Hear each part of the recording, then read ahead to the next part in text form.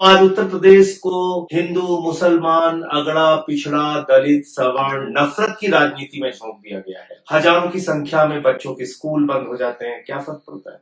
खुश रहो, भारत महान हो रहा है ऐसा बताया जाता है। खुश रहो, भारत विश्व गुरु बन रहा है ऐसा बताया। ऐसा महिमा मंडन किया जाता है भारत के प्रधानमंत्री और उत्तर प्रदेश के मुख्यमंत्री योगी आदित्यनाथ जी का। ऐसा बखान किया जाता है हमारी डबल इंजन की सरकार का कि आप खुश रहिए, उत्तर प्रदेश में कुछ भी गड़बड़ नहीं, इनको मार देंगे, उनको उड़ा देंगे, इन पे बुलडोजर चला देंगे, बड़े बड़े भाषण, कोई कुछ बोलता है विपक्ष का नेता उसको पकड़ के जेल में डाल दिया जाता है, फर्जी मुकदमे लगाए जाते हैं, फर्जी इनकाउंटर किए जाते हैं, तमाम चीजें हो रही है। गंदा पानी पीने पर 10 लोगों की मौत हो जाए, 15 लोगों की मौत हो जाए, उसके बाद कहे कि घंटा फर्क नहीं हो। मुझे तो फर्क पड़ता है, मुझे तो तकलीफ होती है, मेरे मन में तो बेचैनी होती है सब कुछ देख के, और इसीलिए मैं निकल पड़ा हूं अपने घर से। रोजगार दो, सामाजिक न्याय दो का नारा लेकर।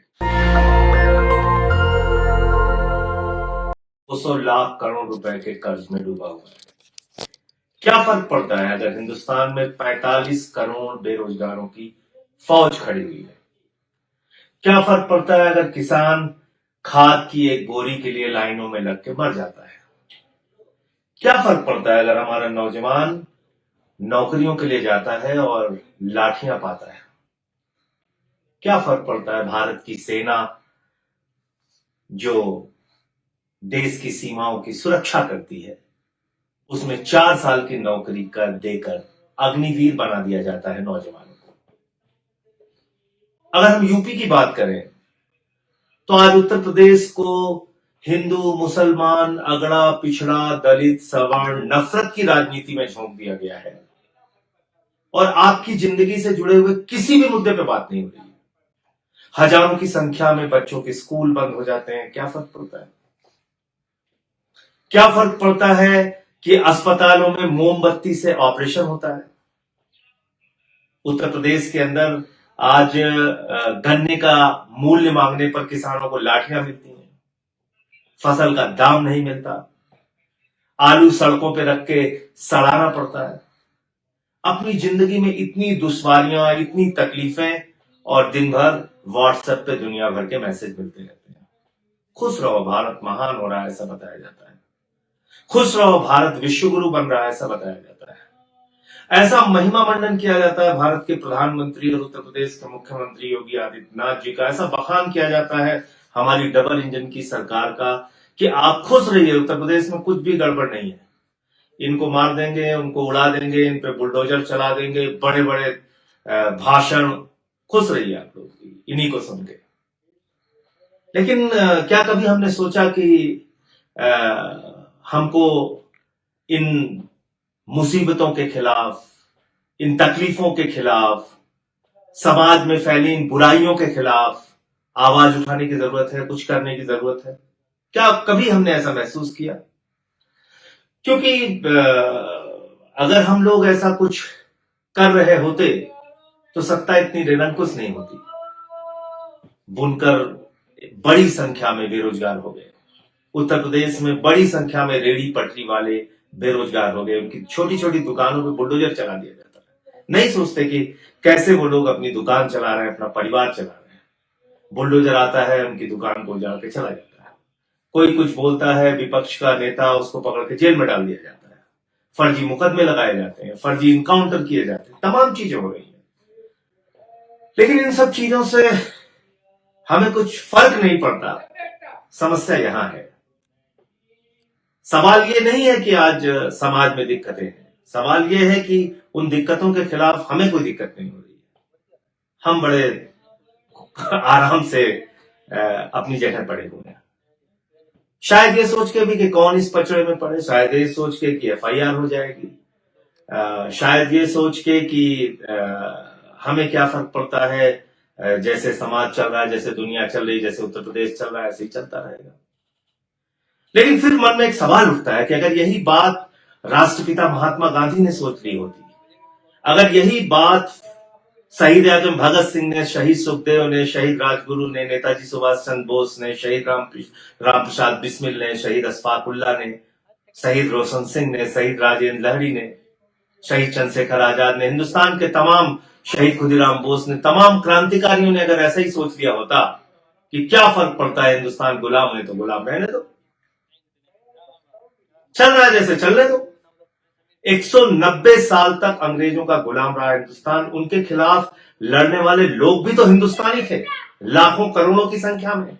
कभी गांधी जी के नेतृत्व में, कभी शहीद आजम भगत सिंह के नेतृत्व में, उन्होंने अपना बलिदान दिया, अपनी कुर्बानियां दी इस देश के लिए कि मुल्क आजाद हो जाए।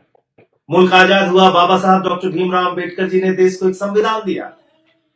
जब इस देश में आपातकाल लगा, समाजवादियों ने और हिंदुस्तान के बड़े बड़े नेताओं ने लोकनायक जयप्रकाश नारायण जी के नेतृत्व में गिरफ्तारियां दी। क्यों दी?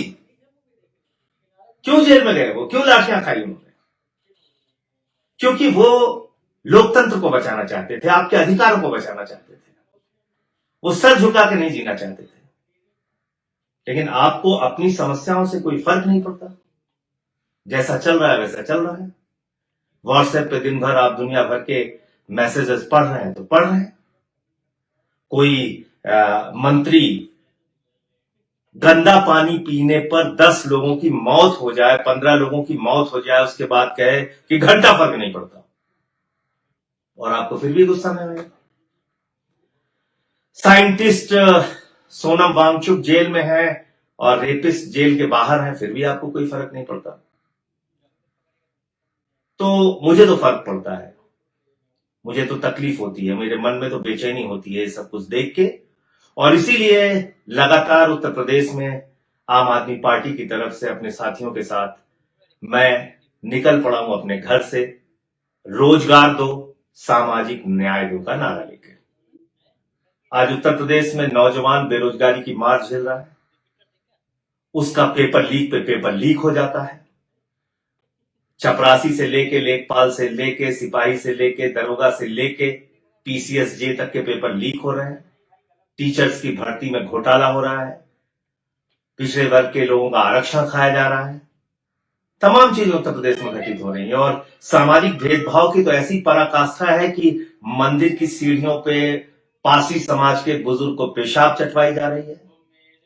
ये भेदभाव का आलम है कि कथावाचक की चुटिया कटवा ली जा रही है।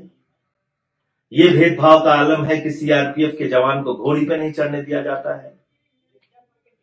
आरक्षण नौकरियों में ओबीसी का हो, दलित का हो, उसका सफाया हो जाता है, खा लिया जाता है।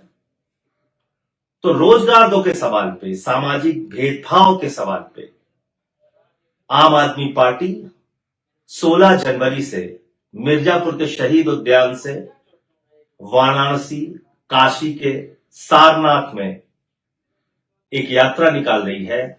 ये करीब 90-95 किलोमीटर की पदयात्रा है। 16 जनवरी से 22 जनवरी तक ये पदयात्रा चलेगी और इस पदयात्रा में हम रोजगार का मुद्दा उठाएंगे, सामाजिक भेदभाव का मुद्दा उठाएंगे, हम तमाम और मुद्दे उठाएंगे जो उत्तर प्रदेश को और इस देश को प्रभावित कर रहे हैं। महंगाई का जुड़ा हुआ मुद्दा है, वोट चोरी का जुड़ा हुआ मुद्दा है, तमाम मुद्दे वो जो आपकी जिंदगी से जुड़े हुए हैं, किसानों का मुद्दा है, बुनकर का मुद्दा है, आशा बहुओं का मुद्दा है, रोजगार सेवक का मुद्दा है, वो तमाम मुद्दे उठाएंगे। अब तक 2 यात्राएं हो चुकी हैं और आप लोगों ने बहुत प्यार दिया, साथ दिया।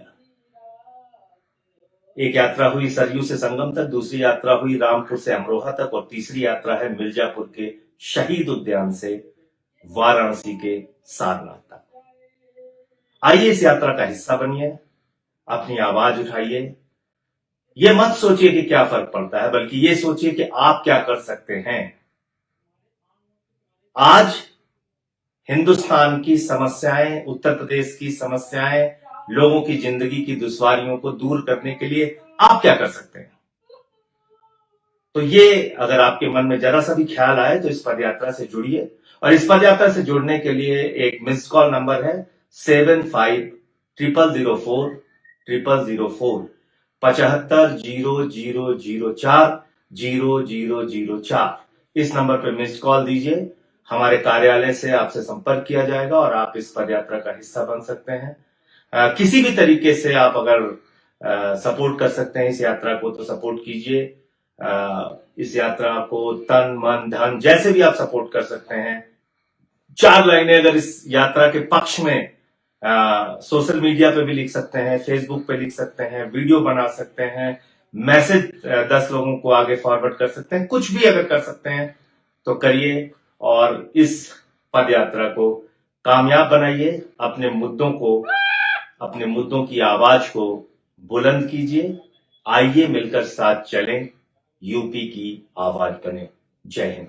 नेशनल दस्तक की आपसे गुजारिश है कि अगर इसको बचाना चाहते हैं तो नेशनल दस्तक को सब्सक्राइब करने के लिए रेड कलर के सब्सक्राइब बटन को दबाएं, फिर बेल आइकन की घंटी दबाएं। नेशनल दस्तक को बचाने के लिए बहुत जरूरी है कि हर खबर को शेयर करें, लाइक करें, कमेंट जरूर करें।